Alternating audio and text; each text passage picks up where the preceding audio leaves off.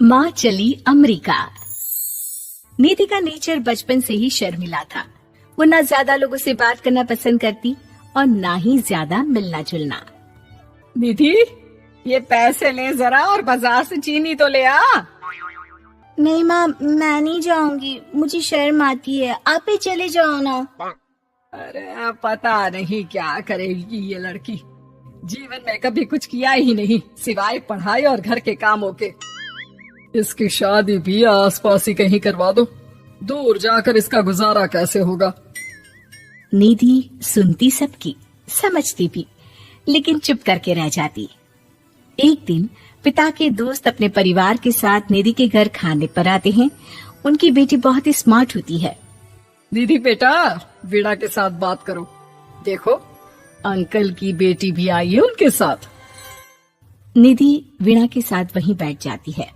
चलो ना अंदर चलते हैं, यहाँ कहाँ बड़े लोगों के बीच बैठे। निधि माँ की तरफ देखती है और अंदर चली जाती है। वैसे मैंने ना अपना चैनल खोला है, तुम सब्सक्राइब करना उसमें। मैं ना ब्यूटी और फैशन की बात करती हूँ, ये देखो। ओह, इतने सारे लोगों के सामने तुम कैसे इतना बोल लेती हो? मुझे तो बहुत शर्म आती है। अरे शर्म कैसी। खैर, सीधी सादी सी निधि, उसकी शादी हो जाती है राकेश से। राकेश एक स्मार्ट लड़का था, उसे घूमना फिरना पसंद था, लेकिन निधि का शर्मिला व्यवहार वो समझ जाता है। अरे निधि, घर से बाहर क्यों नहीं निकलती? लोगों से मिला जुला करो, तभी तो पता चलेगा ना कि दुनिया कैसी है। क्या करना है पता करके, शादी से पहले पापा और अब आप। ठीक है ना, मुझे ज्यादा दुनियादारी में नहीं पड़ना। निधि की जिंदगी ठीक ठाक चल रही थी। उसके 2 लड़के होते हैं, दोनों को वो पढ़ाती लिखाती, उनका ख्याल रखती। निधि, 25 साल हो गए शादी को, दोनों बच्चे सेटल हैं। हम लोगों ने शहर में 2 मकान भी ले लिए। दोनों की शादी खुद का पता ही नहीं चला कैसे उड़ गया। हाँ ये तो है, मैं खुश हूँ।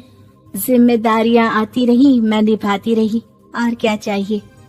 देखो, मैंने सोचा है कि अब हम लोग अमेरिका जाकर रहेंगे। यहाँ की जिंदगी तो जी ली, वैसे मुझे वहाँ बहुत अच्छी नौकरी मिल रही है। मैं कैसे चलूंगी, मुझे वहाँ का कुछ नहीं पता। अब तो जानते हैं ना कि मैं घर से बाहर ही कम निकलती हूँ। अरे तो क्या हुआ, वहाँ भी घर में ही रहना है ना, मैं हूँ ना, नौकरी करूँगा। निधि मान जाती है और पति के साथ अमेरिका चली जाती है। माँ, तुम्हारी बहू को बच्चा होने वाला है, तो क्या तुम 2 महीने के लिए यहाँ आ सकती हो? मुझे तुम्हारी बहुत जरूरत है, मैं टिकट भेज देता हूँ। हाँ हाँ, ये तो बहुत खुशी की बात है। मेरा भी मन सबसे मिलने का कर रहा था, पर क्या माँ पर? अब मैं आऊंगी कैसे? पापा से बात करती हूँ। देखो माँ, प्लीज बहाना मत बनाना, तुम जानती हो ना इस वक्त में मैं किसी पर भरोसा नहीं कर सकता हूँ। निधि पति को सारी बात बताती है। क्या आप भी चलेंगे? निधि, आने जाने में बड़ा खर्च हो जाएगा, ऊपर से मुझे यहाँ छुट्टी नहीं मिलेगी। बहू पर वक्त ऐसा है कि तुमको तो जाना ही पड़ेगा। मैं अकेले दुकान तक तो नहीं जा पाती, इतनी दूर भारत कैसे जाऊंगी, मुझसे नहीं होगा। लेकिन सबके कहने पर निधि को जाना ही पड़ता है। एयरपोर्ट में घबराई निधि एक मुसाफिर से कहती है, मैं ना भारत जा रही हूँ, दिल्ली जाने वाली फ्लाइट। सब मिलकर निधि की मदद करते हैं और फाइनली निधि भारत पहुंच जाती है, जहां बेटा उन्हें घर ले आता है। वाह माँ जी, यहाँ तो मैं भोपाल तक नहीं जा पाती, आप अमेरिका से आ गई। भाई चालाकी तो औरतों में होनी ही चाहिए, यहाँ हम बुद्धू के बुद्धू रह गए। निधि इतनी दूर और लंबा सफर करके थक जाती है, वो चुपचाप बैठ जाती है। बैठना नहीं है माँ जी, बच्चा पकड़ना है, ये लीजिए। और हाँ, घर का काम तो मैं करूंगी नहीं, जानती है ना शरीर कच्चा सा है, तो मुन्ने को सुलाकर कुछ बना लीजिएगा। निधि को बहू का व्यवहार बहुत बुरा लगता है। जैसी भी थी, पिता और पति की हमेशा लाडली रही थी निधि।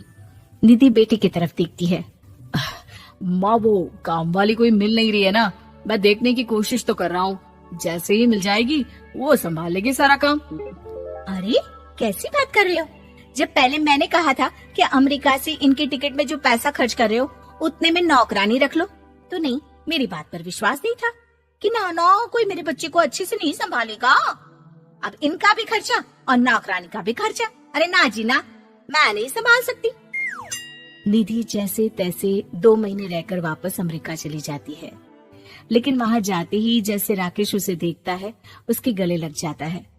ये क्या हालत बना रखी है निधि, कैसी लग रही हो? खाना नहीं खाती थी क्या? क्या हो गया?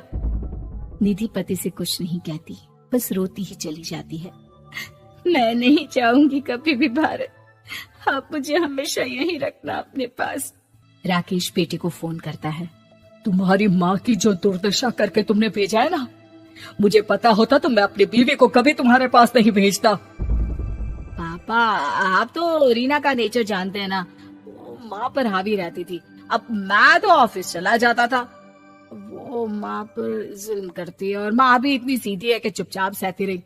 मुझे माफ कर दीजिए पिताजी। खैर, राकेश कहता भी क्या, प्यार दुलार के साथ अपनी निधि को संभालने में लग जाता है। लेकिन कहते ना, वक्त हमेशा एक सा नहीं रहता। अमेरिका में ही राकेश की मृत्यु हो जाती है और निधि अकेली रह जाती है। बड़ा बेटा कहता है, माँ भारत चलो ना, हम लोग साथ रहेंगे। निधि को जैसे ही वो सब सीन्स याद आते हैं वो परेशान हो जाती है। समझ में नहीं आता कि पति के बिना अब जीवन कैसे चलाएगी। मैंने सारा जीवन घर का काम किया, घर देखा और जिंदगी चलाई, लेकिन जिस घर में रही सबने प्यार दिया, मैं वहां नहीं जाना चाहती। तभी राकेश जिस कंपनी में काम करता था उसका मालिक निधि के घर आता है। वो भी भारतीय ही होता है। दीदी, राकेश ने आपके बारे में बताया था। जब से आप भारत से लौटी थी उसे आपकी बहुत चिंता रहती थी, इसलिए उसने मुझसे कहा था कि कभी अगर वो ना रहे तो मैं आपको ये पैसे दे दूं। और हाँ, हम लोगों की कंपनी में आपके लिए नौकरी भी है। निधि पति के पैसे देखकर मन में तसल्ली करती है और नौकरी के लिए हाँ कर देती है। अरे पागल है क्या माँ, कैसे नौकरी करोगी? ये अमेरिका है, दिल्ली नहीं। वहाँ तो तुम घर से निकल भी नहीं पाती थी, यहाँ कैसे? मेरे पति, मेरे पिता मुझे खुश देखना चाहते थे। वो लोग जब तक थे मुझे किसी चीज के लिए ना फोर्स किया, ना कभी कमी होने दी। पर अब मुझे जीवन जीने के लिए घर से निकलना ही होगा। बेटा, तुम तो अगली फ्लाइट से भारत लौट जाओ, मैं यहीं खुश हूँ।